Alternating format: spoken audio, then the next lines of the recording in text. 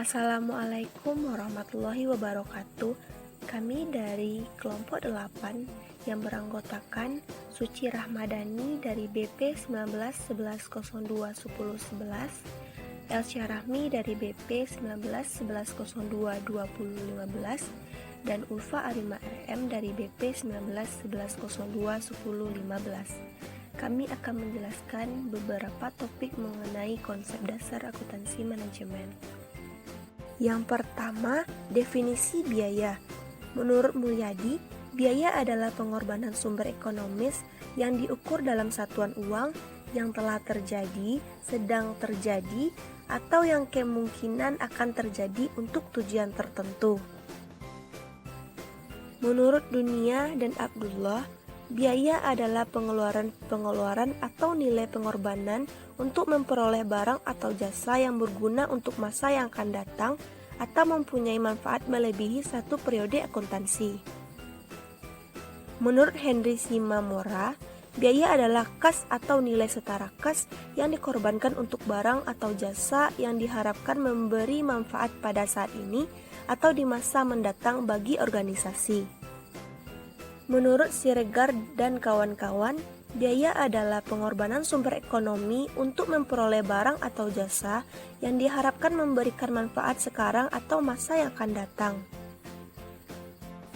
Dari definisi tersebut, dapat disimpulkan bahwa biaya dapat diartikan sebagai nilai pengorbanan untuk memperoleh barang atau jasa yang berguna untuk masa yang akan datang atau mempunyai manfaat melebihi satu periode akuntansi yang diukur dalam satuan uang.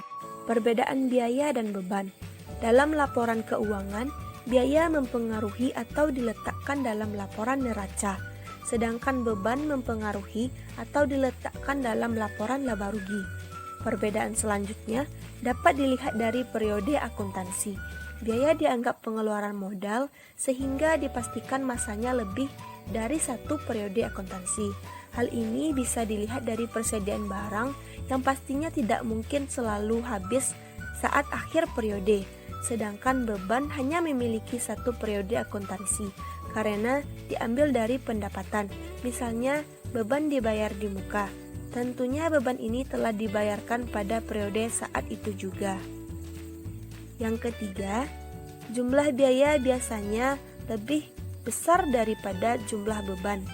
Kembali lagi karena biaya mempengaruhi modal, berbeda dengan beban yang mempengaruhi pendapatan. Yang keempat, biaya merupakan sejumlah uang yang dikeluarkan untuk kelancaran proses produksi, mulai dari barang mentah hingga barang jadi siap dijual. Contohnya, biaya pembelian barang mentah, biaya listrik untuk menghasilkan produk, dan lain-lain. Sedangkan beban merupakan sejumlah uang yang dikeluarkan untuk mendukung kelancaran operasional perusahaan, tetapi tidak berhubungan langsung dengan proses produksi. Contohnya, beban gaji, beban sewa, beban dibayar di muka, dan lain-lain. Yang kelima, biaya merupakan nilai moneter untuk mendapatkan keuntungan atau laba, sedangkan beban merupakan arus kas keluar yang mempengaruhi aset, tapi sama sekali tidak mempengaruhi modal. Objek biaya. Objek biaya adalah segala sesuatu item atau aktivitas yang biaya-biayanya diakumulasi dan diukur. Contohnya, produk atau barang, kelompok barang, pesanan pelanggan, kontrak, lini produksi, proses, departemen, divisi, proyek, dan tujuan strategis. Baiklah, yang selanjutnya itu klasifikasi biaya. Pada presentasi kali ini itu terdapat 6 klasifikasi biaya. Yaitu yang pertama, klasifikasi berdasarkan perilaku biaya. Terdapat 3 biaya, yaitu biaya tetap, biaya variabel, dan biaya semi variabel. Biaya tetap yaitu biaya yang kontan secara total sekalipun terjadi perubahan tingkat aktivitas dalam suatu kisaran relevan. Bila suatu biaya tetap dinyatakan dalam dasar per unit, maka biaya tersebut akan berubah secara terbalik dengan aktivitas. Artinya, bila volume aktivitas meningkat, maka biaya tetap per unit semakin kecil. Sebaliknya, bila tingkat aktivitas menurun, maka biaya tetap per unit objek biaya akan mengalami kenaikan. Yang kedua yaitu biaya variabel. Biaya variabel mengasumsikan hubungan linear antara biaya aktivitas. Biaya variabel itu sendiri yaitu biaya yang jumlah totalnya berubah secara sebanding dengan perubahan volume kegiatan. Semakin besar volume kegiatan, maka semakin besar pula jumlah total biaya variabel. Yang ketiga yaitu biaya semi variabel, yaitu biaya di mana jumlah totalnya berubah sesuai dengan perubahan volume kegiatan, akan tetapi sifat perubahannya tidak sebanding atau proporsional. Yang selanjutnya itu klasifikasi biaya berdasarkan pembebanan pada objek biaya. Dalam hubungannya dengan objek yang dibiayai, biaya dapat dikelompokkan sebagai biaya langsung dan biaya tidak langsung. Biaya langsung yaitu suatu biaya yang dapat dengan mudah ditelusuri hubungannya dengan objek biaya tertentu. Dengan kata lain, biaya langsung merupakan biaya yang dapat ditelusuri hubungan antara input dan outputnya. Termasuk dalam kelompok ini yaitu biaya bahan langsung dan biaya tenaga kerja langsung yang digunakan dalam proses produksi, baik dilihat dari arus fisik maupun arus nilainya. Dari sisi pandang ini, biaya bahan baku dan biaya tenaga kerja langsung dapat dikategorikan sebagai biaya langsung. Yang kedua itu biaya tidak langsung, meliputi biaya-biaya yang tidak dapat dengan mudah ditelusuri hubungannya dengan objek yang dibiayai. Biaya tidak langsung juga sering terjadi dari biaya bersama seperti overhead pabrik. Biaya ini terjadi di pabrik dalam rangka operasi pabrik, tetapi tidak dapat ditelusuri hubungan langsungnya sebagai input dengan produk sebagai output yang dihasilkan dalam proses produksi. Selanjutnya itu klasifikasi biaya berdasarkan pengambilan keputusan. Informasi biaya juga dapat digunakan sebagai alat pengambilan keputusan. Sehubungan dengan ini, kemudian dikenal biaya relevan yang memiliki kriteria. Yang pertama akan terjadi pada masa yang akan datang. Dan yang kedua, biaya tersebut berbeda di antara alternatif keputusan yang dipertimbangkan. Sebaliknya, yang tidak memenuhi kriteria tersebut dikelompokkan sebagai biaya tidak relevan. Termasuk biaya tidak relevan adalah biaya masa lalu dan tidak mempengaruhi keputusan ke depan, seperti halnya biaya tenggelam. Biaya ini telah terjadi pada masa lalu dan tidak dapat diubah dengan suatu keputusan yang dibuat sekarang atau di masa yang akan datang. Oleh karena itu, biaya tidak relevan semacam ini juga merupakan biaya yang tidak dapat dikendalikan.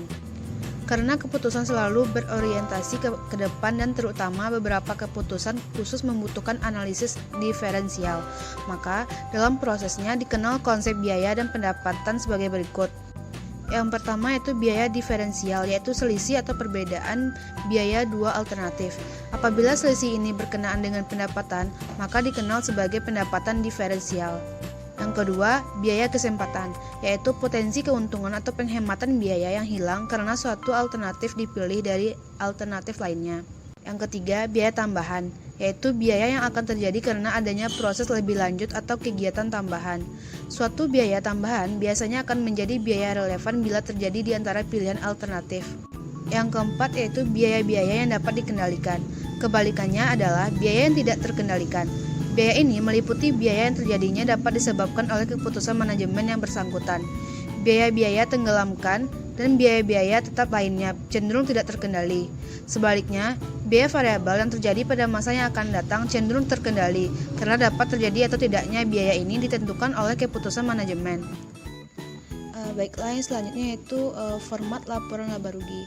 Pada tampilan presentasi ini ada dipaparkan bentuk format laporan laba ruginya, di mana format ini terdapat penjualan bersih, harga pokok penjualan, biaya-biaya operasional terdiri dari biaya penjualan dan biaya administrasi dan umum. Selanjutnya yaitu pola dan karakteristik perilaku biaya, biaya tetap, variabel, dan semi variabel. Pembagian biaya tetap, grafik, tabel rangkuman perbedaan ketiga perilaku biaya per unit dan per total. Yang pertama yaitu pola dan karakteristik perilaku biaya pada biaya variabel. Biaya variabel merupakan biaya yang jumlahnya berubah secara proporsional terhadap perubahan tingkat aktivitas. Jika aktivitas naik 10%, maka total biaya variabel akan naik sebesar 10% juga. Suatu biaya dikatakan variabel karena ada sesuatu hal yang disebut basis aktivitas. Basis aktivitas atau activity base merupakan ukuran segala sesuatu yang menyebabkan adanya biaya variabel, atau biasa disebut dengan penggerak biaya atau pemicu biaya atau cost driver. Contoh dari basis aktivitas yang umum yaitu jam tenaga kerja langsung, jam mesin, unit yang diproduksi, dan unit yang dijual. Pada biaya variabel ini terdapat dua jenis, yaitu biaya variabel sejati dan biaya variabel bertahap. Tidak semua biaya variabel memiliki pola yang sama. Beberapa biaya variabel berperilaku sebagai biaya variabel sejati atau true variable atau variabel proporsial. Sedangkan lainnya memiliki pola bertahap atau step variable. Biaya variabel sejati seperti bahan baku langsung dianggap sebagai biaya variabel sejati atau biaya variabel proporsional karena jumlah yang digunakan selama satu periode akan memiliki proporsi langsung dengan tingkat aktivitas produksi. Lebih jauh, bahan baku langsung yang dibeli tetapi tidak digunakan dan dapat disimpan di gudang dan digunakan lagi pada periode mendatang. Jenis biaya variabel yang kedua itu biaya variabel bertahap. Upah tenaga kerja pemeliharaan biasanya dianggap variabel, tetapi biaya tenaga kerja ini tidak memiliki perilaku yang sama dengan biaya bahan baku langsung. Tidak seperti biaya bahan baku langsung, waktu kerja bagi tenaga pemeliharaan biasanya ditentukan dalam bentuk borongan. Selain itu, jam kerja pemeliharaan yang tidak dimanfaatkan tidak dapat disimpan dan digunakan dalam periode mendatang. Jika waktu yang tersedia tidak digunakan secara efektif, maka akan hilang begitu saja. Selain itu, para tenaga kerja pemeliharaan akan bekerja secara asal apabila pengawasannya tidak baik, tetapi mereka akan bekerja secara intensif kalau diawasi secara ketat. Baiklah, yang kedua itu pola dan karakteristik perilaku biaya pada biaya tetap atau fixed cost. Biaya tetap merupakan biaya yang selalu tetap secara keseluruhan tanpa terpengaruh oleh tingkat aktivitas.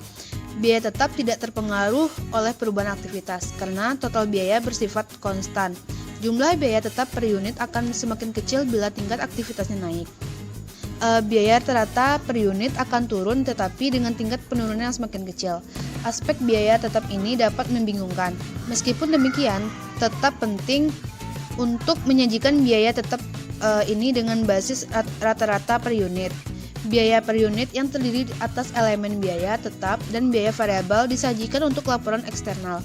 Untuk kepentingan internal, biaya tetap tidak perlu disajikan per unit karena dapat membingungkan. Berdasarkan pengalaman, untuk kepentingan internal untuk mudahnya dan juga aman. Pada biaya tetap ini ada terdapat pembagian biaya tetap. Biaya tetap yang telah ditentukan atau committed fixed cost berkaitan dengan investasi fasilitas, peralatan dan struktur organisasi pokok dalam suatu perusahaan. Contoh biaya ini meliputi penyusutan gedung dan peralatan, pajak bangunan, asuransi dan gaji manajemen puncak, dan karyawan operasional. Pada biaya tetap ini ada terdapat dua faktor yang berkaitan dengan biaya tetap yang telah ditentukan. Yang pertama yaitu biaya-biaya tersebut bersifat jangka panjang. Yang kedua, tidak dapat dikurangi menjadi nol meskipun pada jangka pendek tanpa mengganggu tingkat profitabilitas atau tujuan jangka panjang organisasi. Pembagian biaya tetap yang kedua yaitu biaya tetap kebijakan. Biaya ini disebabkan oleh keputusan tahunan yang dibuat oleh manajemen untuk membelanjakan biaya tetap tertentu. Contoh, biaya tetap kebijakan termasuk iklan, riset hubungan masyarakat, program pengembangan manajemen, dan magang untuk para mahasiswa.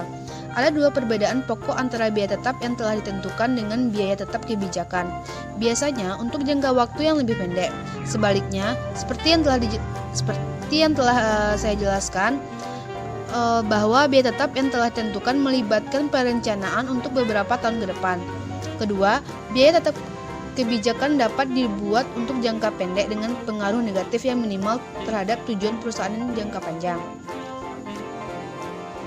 Suatu biaya akan diklasifikasikan sebagai biaya tetap yang telah ditentukan atau biaya tetap kebijakan sangat tergantung pada strategi manajemen. Karakteristik yang terpenting dari biaya tetap kebijakan bahwa manajemen tidak terpaku pada keputusan yang berkaitan dengan biaya tersebut. Mereka masih dapat melakukan penyesuaian dari tahun ke tahun atau mungkin dalam waktu kurang dari 1 tahun karena kondisi memang menuntut modifikasi keputusan manajemen. Selanjutnya itu pola dan karakteristik perilaku biaya pada biaya semi variabel atau mixed cost. Biaya semi variabel merupakan biaya yang terdiri atas elemen biaya variabel maupun biaya tetap, disebut juga dengan biaya campuran. Biaya semi variabel memiliki karakteristik sebagai berikut. Yang pertama, biaya semi variabel, jumlah totalnya berubah sesuai dengan perubahan volume kegiatan. Akan tetapi, sifat-sifat perubahannya tidak sebanding. Semakin tinggi volume kegiatan, semakin besar jumlah total biaya. Semakin rendah volume kegiatan, semakin rendah pula jumlah total biaya. Tetapi, perubahannya tidak sebanding atau not proporsional. Yang kedua yaitu biaya semi variabel. Persatuan berubah terbalik dihubungkan dengan perubahan volume kegiatan, tetapi sifatnya tidak sebanding. Sampai dengan tingkat kegiatan tertentu. Semakin tinggi volume kegiatan, semakin rendah biaya satuan. Semakin rendah volume kegiatan, semakin tinggi biaya satuan. Contoh biaya semi variabel, misalnya biaya reparasi dan pemeliharaan aktiva tetap, biaya kendaraan, biaya listrik, biaya telepon. Untuk tujuan perencanaan, pembuatan keputusan, dan pengendalian biaya, maka biaya semi variabel harus dipisahkan ke dalam biaya tetap dan biaya variabel. Pendekatan dan teknik yang dapat digunakan untuk memisahkan biaya semi variabel yaitu hubungan antara biaya semi variabel dengan tingkat aktivitas dalam persamaan garis lurus adalah Y sama dengan A tambah BX. Baiklah, yang selanjutnya yaitu grafik, di mana pada grafik ini terdapat 3 yang akan kita bahas, yaitu biaya variabel, biaya tetap, dan biaya semi variabel. Baiklah, saya akan menjelaskan grafik pertama yaitu biaya variabel. Dapat kita lihat pada grafik terlihat perubahan total biaya variabel digambarkan dalam garis diagonal. Dan bisa kita lihat bahwa ketika tidak ada aktivitas atau aktivitas sama dengan 0, total biaya variabel juga tidak ada atau total biaya variabel 0. Ketika mulai ada aktivitas, maka biaya variabel juga mulai timbul. Biaya variabel meningkat dalam porsi yang sama, mengikuti peningkatan total aktivitas. Jika suatu aktivitas mengalami penurunan, maka biaya variabel yang timbul pun akan menurun dalam porsi yang sama. Pola peningkatan atau penurunan total biaya variabel akibat meningkat atau menurunnya total aktivitas diekspresikan dalam fungsi persamaan garis linear sebagai berikut, di mana Y sama dengan BX, di mana Y tersebut merupakan total biaya variabel, X merupakan total unit diproduksi atau dibentuk, B merupakan biaya variabel per unit, kadang disebut kecenderungan atau kemiringan fungsi biaya. Dan pada grafik yang kedua itu grafik biaya tetap. Dapat kita lihat bahwa pada grafik tersebut perubahan total biaya tetap digambarkan dalam garis datar, dan bisa kita lihat bahwa pada saat tidak ada aktivitas atau aktivitas 0, total aktivitasnya 0, maka total biaya tetap berada di atas 0 alias tetap timbul. Pada saat total aktivitas meningkat, total biaya tetap tidak berubah atau tidak meningkat. Berapapun total aktivitas yang dilakukan, total biaya tetap akan tetap berada di ketinggian yang sama. Hubungan antara total biaya tetap sumbu Y dengan total aktivitas sumbu X diekspresikan dalam fungsi persamaan garis linear sebagai berikut. Y sama dengan A, di mana Y merupakan total biaya tetap, A merupakan biaya tetap. Sebagai catatan bahwa X atau total aktivitas tidak dihitung karena besar atau kecilnya tidak berpengaruh terhadap besar atau kecilnya total biaya tetap. Dan grafik yang terakhir yaitu grafik semi variabel. Pada grafik semi variabel ini, porsi biaya tetap total berada di ujung bawah grafik, wilayah berwarna biru, di mana totalnya tetap sampai pada titik A, dan porsi biaya variabelnya berada di atasnya, yang meningkat seiring peningkatan volume aktivitas, sebagaimana layaknya biaya variabel. Hubungan antara biaya semi variabel dengan tingkat aktivitas dalam persamaan garis lurus adalah Y sama dengan A tambah BX, di mana Y merupakan total biaya semi variabel, sedangkan A itu total biaya tetap, B merupakan biaya variabel per unit aktivitas, dan X merupakan tingkat aktivitas. Persamaan ini membuat atau mempermudah perhitungan total biaya semi variabel untuk setiap tingkat aktivitas dalam rentan yang relevan. Dan yang selanjutnya ada tabel yang merupakan rangkuman perbedaan dari perilaku biaya per unit dan per total. Dapat kita lihat bahwa dasar perbandingan untuk biaya tetap dan variabel. Dari segi pengertian, biaya tetap merupakan biaya yang tetap sama terlepas dari volume yang dihasilkan. Sedangkan biaya variabel, biaya ikut berubah sejalan dengan perubahan dalam output. Dasar untuk perbandingan kedua itu penilaian, di mana untuk biaya tetap waktunya terkait, sedangkan biaya variabel volume terkait. Yang ketiga itu dasar untuk perbandingannya yaitu waktu terjadi. Pada biaya tetap, biaya ini adalah pasti.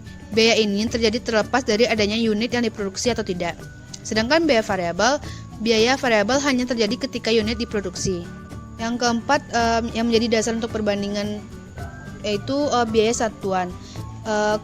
Di mana pada biaya tetap, biaya ini merubah harga satuan setiap unit.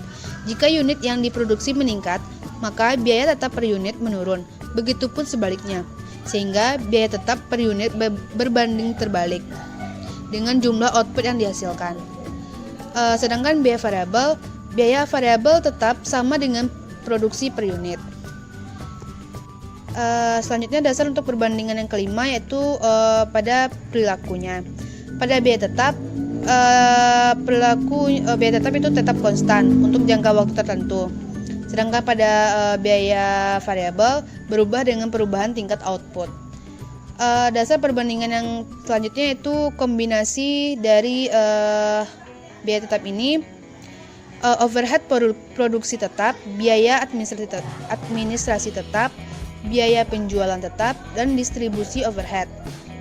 Pada biaya variabel yaitu kombinasinya itu dari bahan baku langsung, tenaga kerja langsung, beban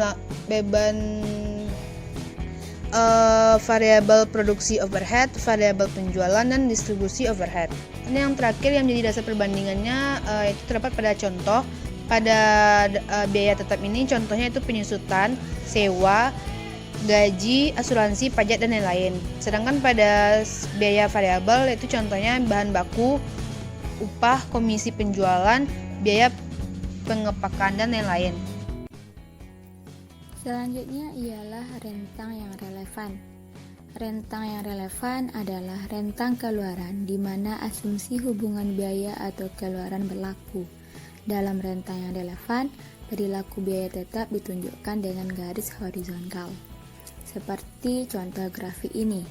Dalam aktivitas pemotongan, mesin pemotong yang saat ini disewa dapat memproduksi hingga 240.000 unit potongan pipa.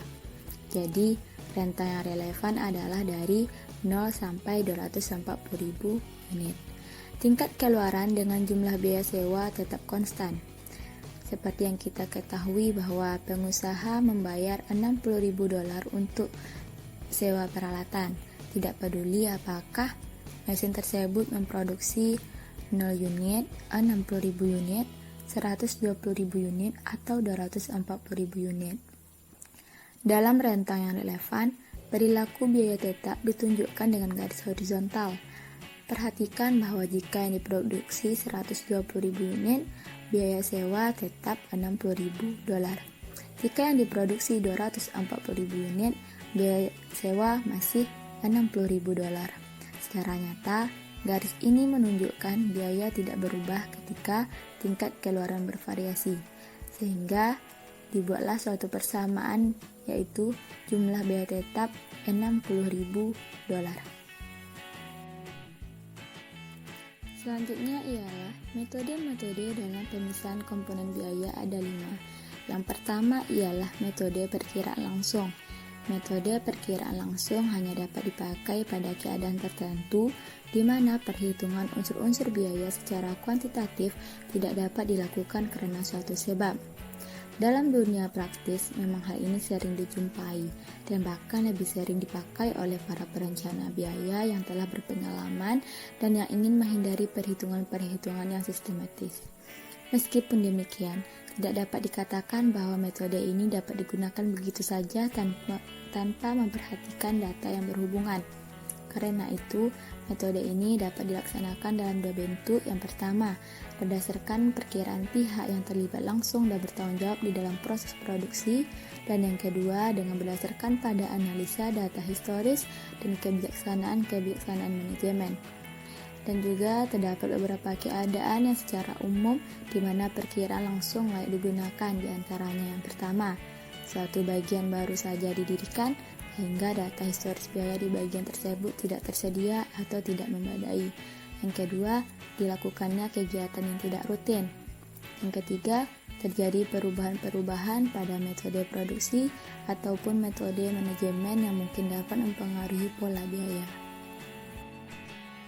Yang kedua ialah metode tinggi rendah. Metode tinggi rendah adalah suatu metode untuk menentukan persamaan suatu garis lurus dengan terlebih dahulu memilih dua titik, yaitu titik tinggi atau titik rendah, yang akan digunakan untuk menghitung parameter pemintas dan kemiringan. Titik tinggi ini didefinisikan sebagai titik dengan tingkat output atau aktivitas tertinggi, sedangkan titik rendah didefinisikan sebagai titik dengan tingkat output atau aktivitas terendah. Metode tinggi rendah mempunyai keunggulan berupa objektivitas, yaitu dua orang manapun yang menggunakan metode tinggi rendah pada suatu kumpulan data tertentu akan mendapatkan jawaban yang sama. Selain itu, metode tinggi rendah memungkinkan manajer mendapatkan hubungan biaya dengan cepat hanya dengan menggunakan dua titik data. Misalnya, seorang manajer mungkin hanya mempunyai data 2 bulan.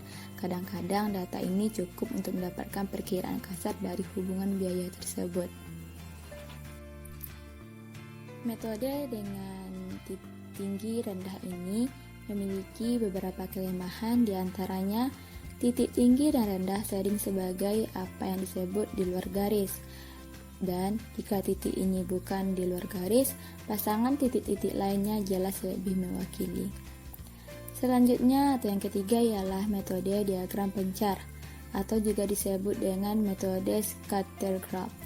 Adalah suatu metode penentuan persamaan suatu garis dengan memplot data dalam suatu grafik. Keunggulan signifikan metode diagram pencar ini ialah memungkinkan kita untuk melihat data secara visual, sedangkan kelemahannya ialah tidak adanya kriteria objektif untuk memilih garis terbaik. Yang keempat ialah metode korelasi. Metode ini merupakan metode pemisahan biaya dengan menggunakan konsep statistik korelasi. Fungsi matematis dibuat berdasarkan analisis hubungan antara dua variabel, yakni variabel Y dan yang mewakili biaya dan variabel X yang mewakili suatu kegiatan. Yang kelima ialah metode matematis. Metode pemisahan biaya dengan menggunakan konsep matematik di mana dengan rumus Y sama dengan A tambah BX.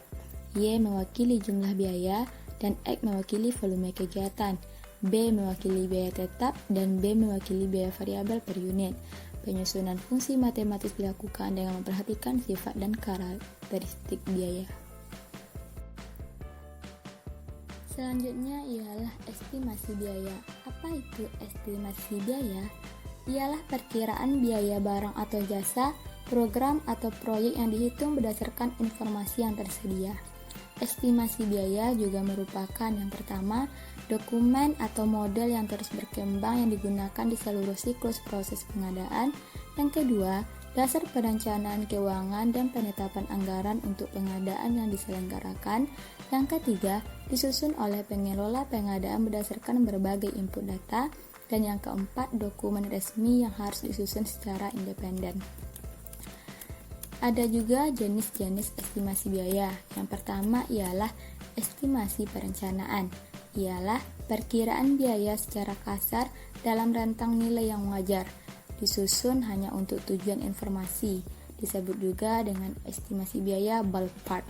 Yang kedua, estimasi anggaran merupakan perkiraan berdasarkan data biaya yang didefinisikan dengan baik dan berdasarkan pedoman aturan yang berlaku.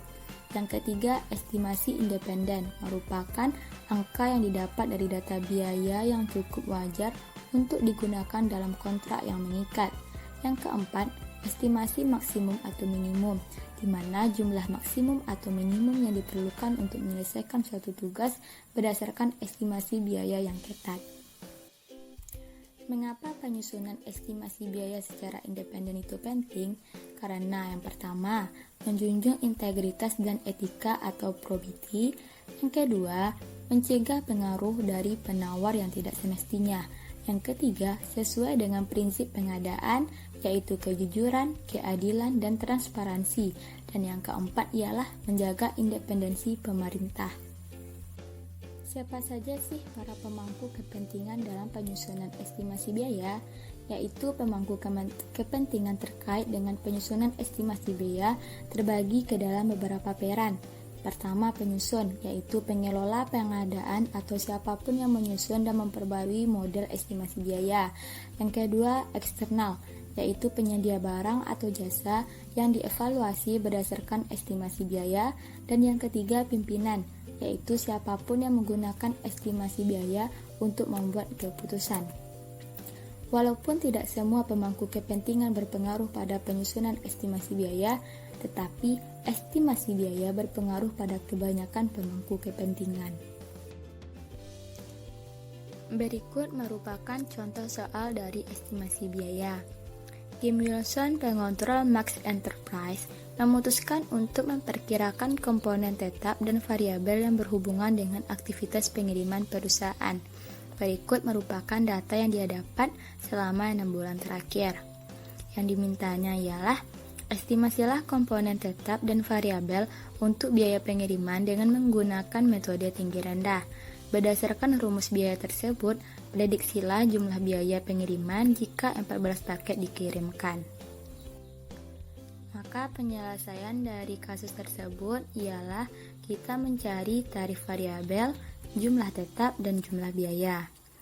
Tarif variabelnya ialah di mana menjumlahkan 1.250 dikurang $800 dibagi dengan 25 dikurang 10, maka mendapatkan 30 per paket. Jumlah tetapnya ialah $1.250 dikurang $30 dikali 25 mendapatkan $500. Sedangkan jumlah biayanya yang kita prediksi sebanyak 14 paket yang dikirimkan menggunakan rumus yaitu 500 ditambah 30 X, di mana X-nya yaitu 14, maka mendapatkan hasil sebesar $920.